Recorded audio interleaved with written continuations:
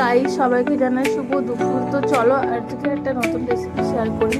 তো জানি না সবাই রান্না করতে পারো, বাট আমিও সেটাই শেয়ার করছি যে আমি যেভাবে রান্না করি।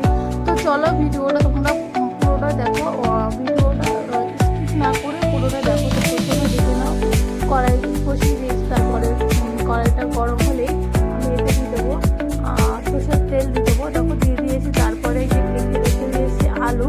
তো আলুটা কেটে রেখে দিয়েছি, তোমাদের সাথে শেয়ার করে দেখিয়ে দিলাম কেমন করে রান্না করছি আমি। দেখো আলুটা ভেজে নেবো আমি। ভেজে নেওয়ার পরে এরপরে একটু নুন একটু হলুদ দিয়ে ভালো করে লাল লাল করে ভেজে নিয়েছি। দেখো ভালো করে দেখে নাও, আমি লাল লাল করে আলুটা ভেজে নিয়েছি। এরপরে লাল লাল করে ভাজা হয়ে গেলে আলুটাকে তুলে রাখবো, ঠিক আছে। তুলে রাখার পরে এর মধ্যে যা যা মশলা দিতে হয় দেখো সেটা আমি গুছিয়ে নিয়েছি।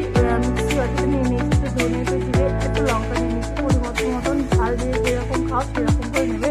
তো আমি ঝালই খাই আমরা, তো আমরা একটু ঝাল করে করবো। দেখে নাও এরকম মশলাটা করা হয়ে গেছে। এরপরে দেখো কড়াইটা আমি সোমবারে দেবো। নিয়ে নিয়েছি একটা তেজপাতা, এতটা শুকনো লঙ্কা, ঠিক আছে। তারপরে দিয়ে দিয়েছি দেখো শুকনো লঙ্কা, তেজপাতাটা ফোড়ন দিয়ে দিয়েছি। তারপরে দেখো আমি পাঁচফোড়ন দিয়ে দেবো।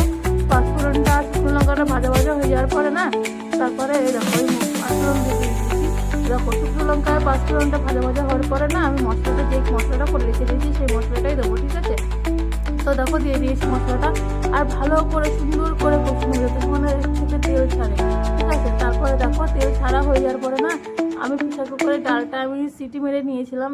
বেশি সিটি মারিনি, 3টে সিটি মেরেছি, যেহেতু ছোলার ডাল তো ওর জন্য। তো দেখো আমি ওই প্রেসার কুকারের থেকে আমি ছোলার ডালটা আমি দিয়ে দিয়েছি। এবার এর মধ্যে না একটু ভালো করে আমি মশলাটা মানে নেড়ে ছেড়ে নিলাম। মশলাটা যেন ভালো করে যাবে, তার মধ্যে দেখো আমি আলুগুলো দিয়ে দিয়েছি ভাজা আলুগুলো।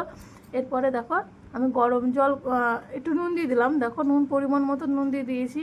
তারপর হলুদ গুঁড়ো দিয়ে দিলাম। আর কি বলো তো, একা ফোন ধরছি আর তোমার ভিডিও করছে, তো একটু হয়তো অসুবিধা হচ্ছে। তবে দেখো একটুখানি হলুদ দিয়ে মানে গরম জল দিয়ে দিয়েছি। গরম জল দেওয়ার পরে না একটু ভালো করে কষিয়ে নিচ্ছি, ঠিক আছে। ভালো করে কষিয়ে নেওয়ার পরে দেখো আমি জল দেওয়ার পরে আর আমি নিজে হাতে তৈরি করে মশলা রাখি, সেই মশলাটা সবসময় আমি দেওয়ার চেষ্টা করি। তো চলো টাটা।